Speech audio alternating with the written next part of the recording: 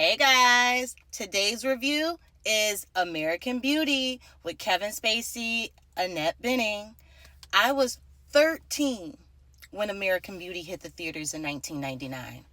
I remember watching it sweep the Oscars the following year. Best Picture, Best Actor for Kevin Spacey, Best Director for Sam Mendes. At the time, it felt like a grown-up movie. Important, deep. I didn't fully understand it, but I knew it mattered. I hadn't seen it since. Fast forward 25 years later, my dad asked me to watch the movie. I told him he could just rent it through my Apple TV account, and of course, he didn't know how to do that. So, on Mother's Day, I sat down and watched it with him, and let me tell you, watching American Beauty in 2025 while knocking on the door of 40 is a very different experience than watching it as a teenager. Kevin Spacey's character Lester Berman is 42 years old. In 1999, that sounded ancient to me. Now, it's where I'm headed. I'll be 40. Watching the story unfold through adult eyes changes everything.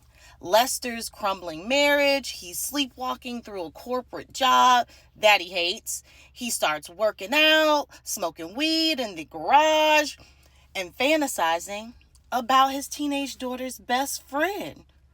It's cringe. Just, and yet also honest in its depiction of emotional collapse. And then it hit me. Lester Berman walked so Frank Underwood could run. One of the things that jumped out this time watching it was the narration. Lester's voiceover, dry, self-aware, confessional, feels like an early version of what Kevin Spacey would later master in The House of Cards. In both roles, Spacey breaks the fourth wall, invites us inside a twisted internal monologue, makes us complicit in his perspective. In American Beauty, Lester is looking back on his life from beyond the grave. In House of Cards, Frank is plotting his rise to power. The tone and purpose are different, but the delivery has been the same DNA. It's controlled, seductive, unsettling. It made me wonder, if this performance hadn't existed, would Kevin Spacey have played Frank Underwood? Annette Bening, she killed this role. I think it's one of the best performances of her career. I mean, she killed this role. And then, to my surprise, Wes Bentley, a.k.a. Jamie Dutton from Yellowstone, was the creepy weird kid. I watched this, I'm like, that's Jamie Dutton.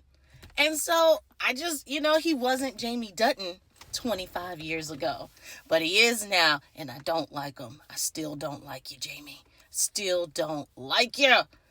But, watching this movie with my dad, there was something poetic about American Beauty.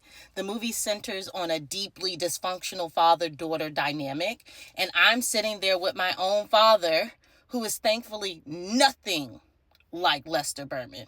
He just wanted to see a movie he missed. He had never seen the beginning of the movie, and for some reason, I guess he saw some clip on Instagram, one of the scenes where he catches his wife in the drive-thru cheating on him, and he was like, I hadn't seen the whole movie before, so we watched it together, and I was just very thankful that my dad is not Lester, okay? But American Beauty hasn't aged easily, but that's part of its brilliance. It's meant to be uncomfortable. It exposes the rot behind the picket fence. It asks tough questions about identity, desire, purpose, and truth. When I was a teen, I thought 42 was ancient. Now, as I near it, I realize it's not an ending, it's a reckoning. This movie had something to say. And as a mother of a teenage girl, I was paying attention. was paying attention, on high alert. But if you haven't seen it, go see it. If you've seen it and it has been a while since you haven't, rewatch it. Kevin Spacey is amazing. I hate how his story has ended. It's not over, but I don't know if there's a comeback coming soon. But Kevin Spacey is a world-class actor. And in this movie, he did deserve that Oscar. Go check it out. Talk to you later.